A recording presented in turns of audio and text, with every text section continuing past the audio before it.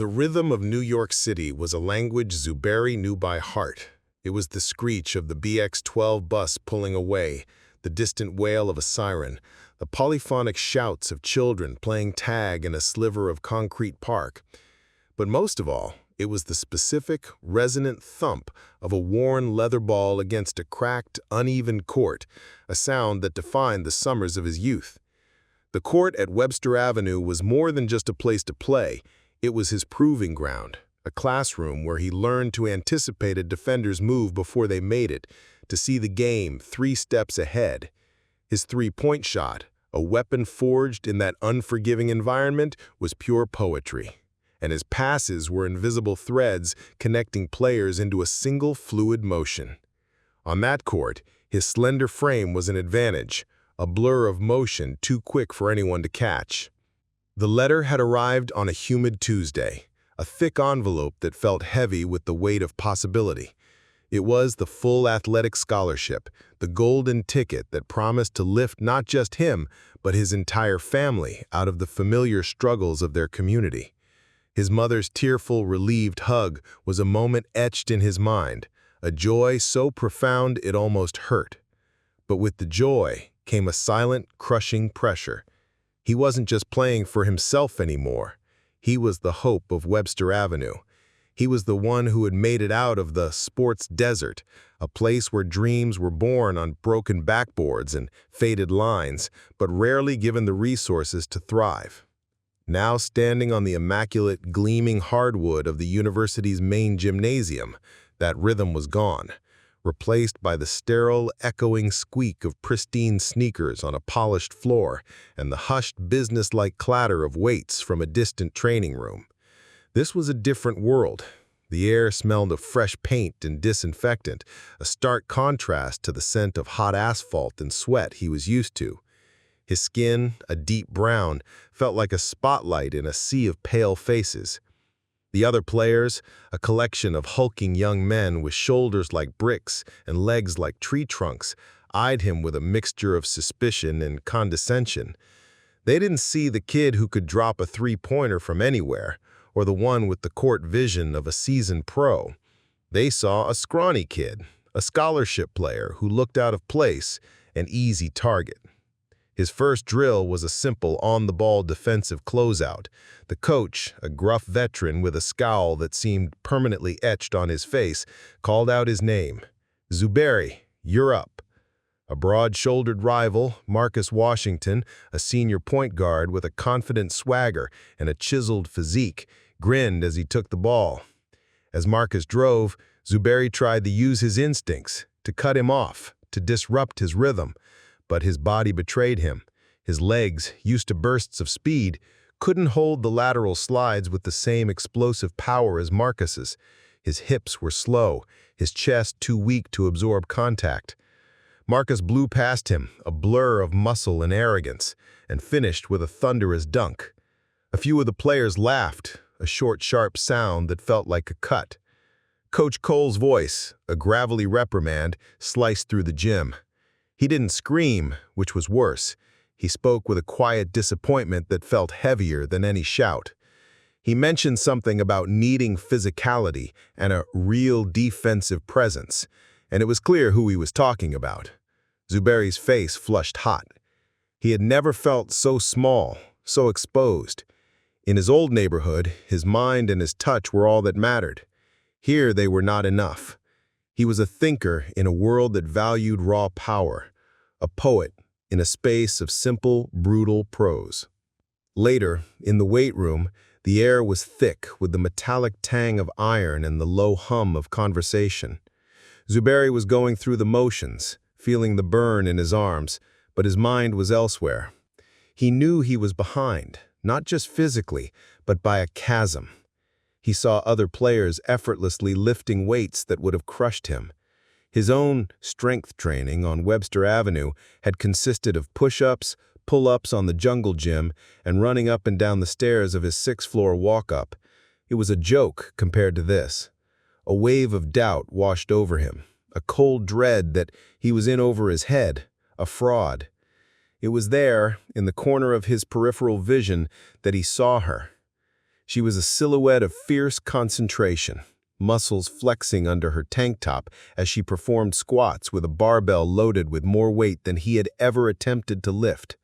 Her movements were precise and powerful, her focused expression a window into a world of discipline he didn't recognize. Her form was flawless, her body defying a stereotype he didn't even realize he had. She was a Korean girl, but her physique was not what he would have expected. Her arms were toned, her legs were strong, and her face was a mask of pure, beautiful effort. She noticed him watching, their eyes meeting for a brief electric moment. She didn't smirk or look away. She simply gave a single, respectful nod before returning to her workout. Her name, he would learn later, was Kim, and her silent, understated strength was exactly what he was missing. It was the first time since he had arrived in this new world that he felt a flicker of hope. He just didn't know how to reach it yet. The silence of the university campus was a different kind of noise. It was the hum of privilege, a quiet murmur of lives lived without the constant nagging pressures that defined Zuberi's world. He saw it in the expensive jackets worn by students on their way to class, heard it in the relaxed chatter at the pristine dining hall. A full athletic scholarship had been a blessing, but he was quickly realizing it only covered the main event. It didn't account for the non-tuition expenses, the Metro card he needed to get to his brother's place on weekends, the money for a new textbook that wasn't covered by the bursar, or the unexpected phone bill he helped his mother with. These small, constant financial hurdles were a weight he carried alone, a secret source of anxiety that no one on this campus seemed to understand. That feeling of being an outsider wasn't limited to the white students. He found himself feeling a strange, disorienting distance from some of the other black students on campus too. They spoke with different accents about summer homes he'd never seen and private school experiences he couldn't relate to. They were at ease in this environment, a stark contrast to his own constant awareness of his surroundings. He felt like an outsider, a kid from a segregated community who couldn't fully connect with black students from more affluent, integrated backgrounds. The isolation was a suffocating pressure, a suffocating blanket that wrapped around him on the pristine lawns of the campus. He was a long way from home, but he was still a stranger in this new land. On the court, the isolation was a physical thing. He was benched for most of the first week of practice. His superior offensive skills were a secondary concern to his glaring defensive deficiencies. He watched as Marcus and the other guards moved with a powerful, confident grace, their bodies built for the rigors of high-level competition. Zuberi knew his mind was on their level, but his body lagged behind. He spent hours alone in the gym, the ball whispering in his hands, but the solitude only amplified his frustration. It was a cycle of defeat. He would try a defensive slide, his legs burning and buckling under the strain, and a wave of shame would wash over him. The truth was undeniable. His body was a symptom of his socioeconomic reality. He'd been so focused on developing his mind and his shot on the courts of Webster Avenue that he had never had the chance to build the foundational strength required for a real defensive presence. One evening, exhausted and demoralized after a particularly grueling session of futile defensive drills, Zuberi found himself back in the weight room. He wasn't even going to train, just needed a moment of quiet, a space to exist without judgment. He was sitting on a bench, head in his hands, when he heard a quiet, firm voice. "You're doing the wrong kind of work." Zuberi looked up. It was Kim. She stood before him, not with an air of pity, but with a gaze of pure, clinical observation. She was wearing gym shorts and a tank top, her muscles sculpted and defined. Her arms and shoulders had a strength he could see even through the fabric. "What do you mean?" he asked, his voice low and defeated. "You're a point guard. Your game is fast. Your defense is based on quick lateral slides and changes of direction. You don't need to be huge. You need to be fast and strong. And you have to have endurance. But you're weak." She said the last word without judgment, simply stating a fact. Your core and your legs can't support the movements you're trying to make. You're trying to build a castle on a foundation of sand. Zuberi felt a flash of anger, but it was quickly replaced by the cold logic of her words. She wasn't wrong. "I can help you. I've been watching you. You're all mind, but your body has to catch up. I can show you how." His pride rebelled for a moment, but the memory of Coach Cole's disappointed stare was more powerful. He looked at her, at the quiet confidence in her eyes, and nodded. "Okay. When do we start?" "Now," she said with a finality that brooked no argument. She led him to a small, private section of the gym, away from the judgmental eyes of the basketball team. Their first workout was a baptism by fire. She had him do a series of exercises he'd never seen, a combination of bodyweight movements, plyometrics, and resistance band work. She called them defensive footwork drills and lateral quickness exercises. The goal was to build explosive power and stamina in his legs and core. Zuberi felt muscles he didn't know he had screaming in protest. His legs trembled, his lungs burned, and sweat stung his eyes. She pushed him relentlessly, her own movements a testament to the discipline she demanded. There was no conversation, only the scrape of his sneakers against the floor, the grunt of his effort, and her quiet, precise instructions. He didn't know it yet, but this brutal workout was the first step on a long road. He couldn't see the changes in his body just yet, but he could feel the promise of them in every aching, burning muscle. It was a new kind of rhythm, a new language he had to learn, and Areem was the only one who spoke it.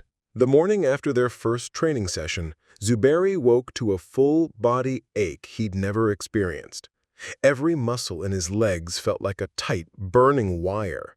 His core, a part of his body he'd previously taken for granted, protested with every minor movement. The pain was an immediate physical reminder of the mountain he had to climb. Yet, as he stretched, a strange satisfaction settled over him. It was a tangible consequence of his effort. It was the feeling of his body finally beginning to catch up to the fierce will of his mind. For the first few weeks, the gym became a quiet sanctuary. After his team practices, which were still a source of frustration and public defeat, he would meet Areem in the private training area. Their workouts were methodical and punishing. There were no words of encouragement, no small talk. She simply set the plan, and he executed it. She showed him how to do squat jumps to build explosive power in his legs, and had him perform lateral slides with resistance bands tied around his ankles, forcing his muscles to fire faster and with more control. The drills were simple, but the repetitions were brutal. He'd feel the strain in his hips and core, the muscles he needed for a solid defensive stance. In those early days, the changes were imperceptible to anyone else. Coach Cole still barked about his defensive lapses, and Marcus still treated him like a benchwarmer. But Zuberi knew. He could feel it in his body. His cuts were sharper, his footwork was more confident, and he could hold his defensive position for a few seconds longer before an opponent blew past him. The research he'd done told him that the first 3 to 4 weeks were all about neuromuscular re-education, where the body learns how to perform the exercises more efficiently without visible changes. That knowledge was a silent comfort, a secret promise that his work was not in vain. 2 months later, the tiny victories started to become visible. After a particularly grueling session of deadlifts, Zuberi looked in the mirror, his breath fogging the glass.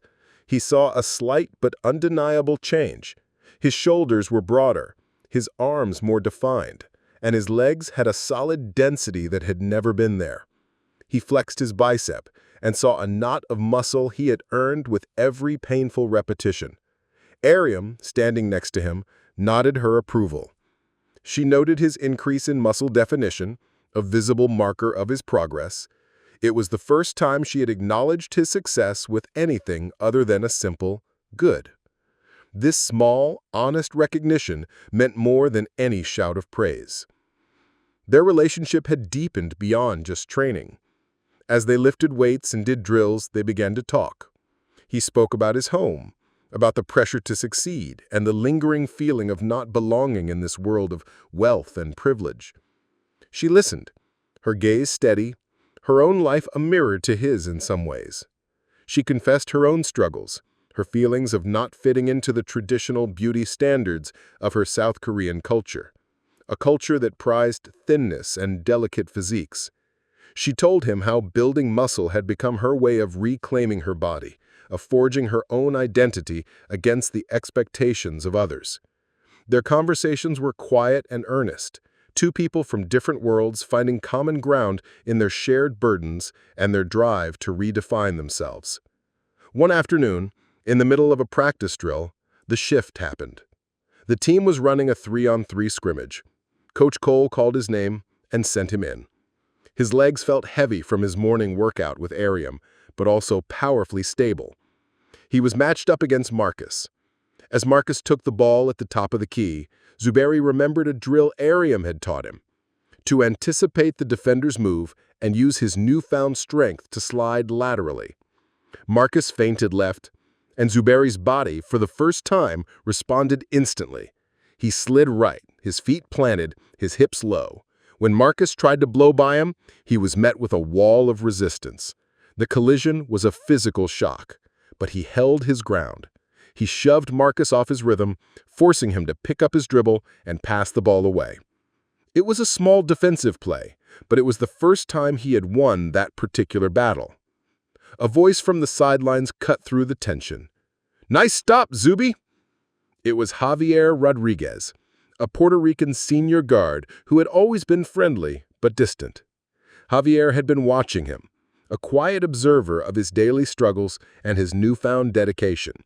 He saw the work, the sweat, and the small victories that no one else seemed to notice. That night, Javi found him in the dining hall and sat with him, talking about the game, about the team, and about the unspoken tensions on the squad. Javi didn't talk about being an outsider or a scholarship kid, but his understanding was palpable. His simple act of friendship was a bridge, a subtle gesture that told Zuberi he wasn't alone. Zuberi was no longer just the isolated kid from the Bronx.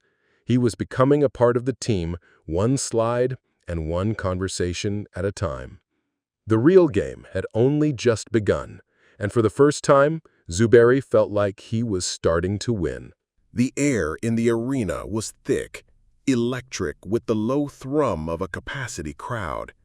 It was the championship game, a clash against a rival university, and every seat was filled. The lights overhead were hot, a blinding white that made the court feel like a stage.